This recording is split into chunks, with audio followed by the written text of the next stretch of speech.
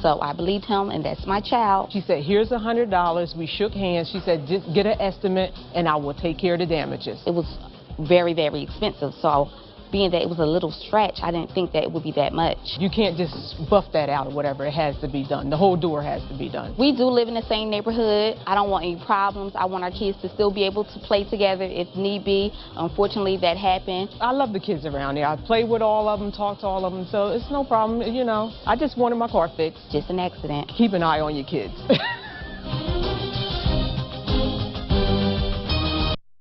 Keeper Action News.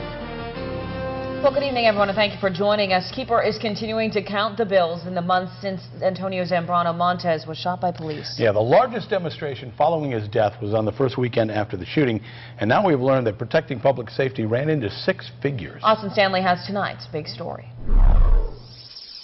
Not cheap to keep a crowd under control, let alone an organized rally for a very volatile issue like the shooting death of Antonio Zambrano Montes just days earlier.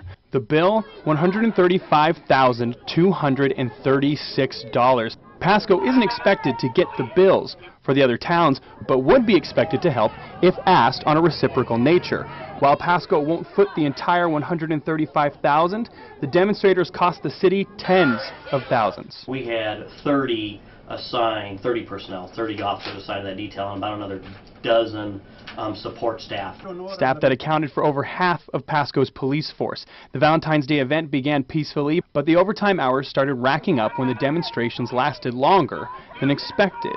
A few protesters decided to shut down 10th and Lewis. Those people had to be protected while they exercised their First Amendment rights. We didn't have barricades. Cars were coming and going. That's a very busy intersection, and somebody was going to get hurt. Pasco hasn't yet figured out how this will affect the budget. It could end up costing other programs in the city. We'll have to talk to the city manager, see if he's going to take the additional money out of a general fund, or maybe we'll end up having money through the year that we can cut enough to save. Despite the high cost, no arrests were made that day, which made it a success to the city. In Pasco, Austin Stanley, Action News. Now, it is common for police agencies to pay out of pocket for staff to work in other jurisdictions. Captain Roski says that they do it because they never know when they'll need outside help next. Well, new charges have been filed against a woman associated with an outbreak of gang shootings around Thanksgiving and early December. Mary Fawcett's husband already faces murder for the death of Fernando Lopez outside a Road 68 apartment complex. And now Fawcett herself is facing a conspiracy to commit murder charge. That is a felony. Prosecutors offered Fawcett a plea deal on the condition she tell the truth, but a judge ruled that didn't happen, and new charges were added to what she was already facing. She made bail, and she is out of jail. And a Walla Walla man was formally charged with kidnapping his wife last week outside the Kennewick Winco. Paul Gross is facing a number of felonies. He was arrested the day after his wife disappeared. She was found safe, and the couple have a couple of children. Well, it's now been more than 2 weeks since a fatal hit and run in Kennewick, and police are not any closer to finding a suspect. They want to talk to the driver of this truck caught on grainy surveillance video. Well, 2 trucks seized turned out not to be the right one. The driver may be responsible for hitting a man crossing the street on Columbia Center Boulevard last month. The pedestrian died and the driver never stopped. And proof your tips do matter. Pasco police arrested 3 suspected burglars yesterday thanks to your tips, and they were from watchful neighbors. Officers arrested 2 17-year-old boys and their 18-year-old friend. Police say the trio are responsible for 2 burglaries on Jefferson Drive and Paddington Lane. Well, the clouds have begun to roll in on our second day of 70-degree weather. Mike McCabe is in the Weather Center right now tracking a new system working its way into the Tri-Cities. And Mike, what can we expect tonight? Well, clouds already moving in, as Terry mentioned. Yes, that's the first thing. Number 2, we might see some rain move in as early as the overnight hours, but a better chance moving in tomorrow afternoon ahead of a front that is going to change up the weather pattern a little bit. Check out that temperature outside right now. We're at 71 degrees at the airport in Pasco. Winds out of the west-northwest at 8 miles per hour. Overnight, we could see a chance for a spotty shower, but I'm looking sometime after 11 a.m. tomorrow for our best chance for some showers moving in as this front pushes through. It's going to be another mild day, although I think we're going to stay away from the 70-degree mark. That lends us to the rest of the week and even into your weekend. How are things looking? Are we going to continue with this mild weather? Well, I'll have the answer for you coming up in your full storm tracker forecast in just a few moments. Terry and Annie, back to you. Thank you, Mike. Well, a Richland man is now speaking out about his experience as a transgender teen and his time spent at Chiawana High School. Devin Lamb says that he was bullied in school. Fellow students weren't always the problem either. Yeah, Devin told Christy Paulus it was often the adults at school who made life the hardest. Devin Lamb is like many other 18-year-olds. He works a full-time job, has a fiancé, and is having dinner at Mom's house. But life for Devin has not always been easy. When I first was able to say the word no, that was when I quit wearing girls' clothes. From his first memory, Devin, born Davina, rejected the idea of being a girl. Mom, Nikki, did her best to accommodate her child. This is probably like as little as he was when he'd let me put him in dresses, and then that was it. Fast forward to sophomore year at Chiawana High School. Davina now went by Devin and told his family he was transgender and wanted to live life permanently as a male. There was some bullying by students, but Devin says teachers caused some of the biggest issues. Devin told me many refused to call him by his preferred name, which alerted other students to the fact he was born female. That was very important to Devin, that he, be referred to as a male and, used male words and male things, and so there was some that would just absolutely refuse to do that. The Pasco School District wouldn't speak directly about Devin's experience at Chiawana High School, but says it follows state law which protects LBGT students from any kind of bullying. It also requires accommodations be made for bathrooms and changing rooms. Pasco says it's willing to meet with students and their families to find out what they would be most comfortable with. That's going to be a process that the principal would work through with the student and with the family to find solutions that are going to be the best solutions for that individual student. Devin says he avoided using the bathroom at school altogether. I'd go in the girls' restroom and get kicked out because you see a guy, and then I'd be so terrified to go into the guy's bathroom. Devin says the school eventually accommodated him after his mom made dozens of visits to Chiawana and after he legally changed his name. Again, Pasco wouldn't comment directly on Devin's story, but he hopes by talking about his experiences, it will pave the way for other transgender kids in the Tri-Cities. I just want to make a difference so that they know that they're not alone and that that the school actually has to do something about it. In Pasco, Christy Paulus, Action News.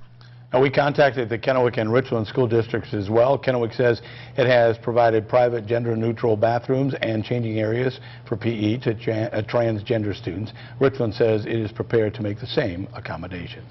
Well, Kaibe School District is the subject of a formal complaint for the way its potential weapons policy has been implemented. Now, we learned last week that the district had already paid and trained staff to be armed before the policy was even approved. The school district says it voted to pay for the training at an earlier meeting. A final vote on the policy itself is outstanding. While most parents at the public hearing last week were in support of arming some administrators. And we also learned students are being moved out of the remaining portables on the Kaibe middle and high school campuses. Poor air quality is to blame. Other portables were torn down because of black mold. A levy to replace portables failed last month. Students are being moved into already overcrowded classrooms in the school's main buildings. Well, Washington State University is one step closer to having a medical school in Spokane. The State House and Senate have passed identical measures that pave the way for that medical school. Now they need to decide which measure will go for the final vote. Both eliminate a restriction dating back to 1917 that gave UW the exclusive rights to a medical school. Right now, only about 120 Washington medical students are admitted each year, but the need for more doctors keeps growing. And covering the nation now is an unusual sight. Republicans and Democrats standing side by side to introduce a bill regarding medical marijuana, but it is happening. On Capitol Hill, a proposed bill, would allow patients, doctors, and businesses in states where it's legal to operate without fear of federal prosecution. Companies would get access to banks as well. Most of the medical marijuana industry's $1 billion in yearly revenue is exchanged in cash, and this can create safety concerns. It would literally be opening a door that has been locked for so many years. Well, the bill would also expand access to research. It could still be months, though, before that bill is approved. And Hillary Clinton now admits using her personal email account for official business may not have been the smartest choice. She's handed over more than 30,000 work-related emails sent from her personal account. They'll be reviewed by the State Department. The former Secretary of State stirred up a bit of a controversy when it was revealed she used only her personal email account for business, and that made the emails exempt from public disclosure. And it's not just Hillary Clinton. Questions about multiple public officials using private email addresses have raised new ones about the future of government transparency overall. Yeah, will technology make it impossible to keep our elected leaders accountable? Christine Frizzell takes a look.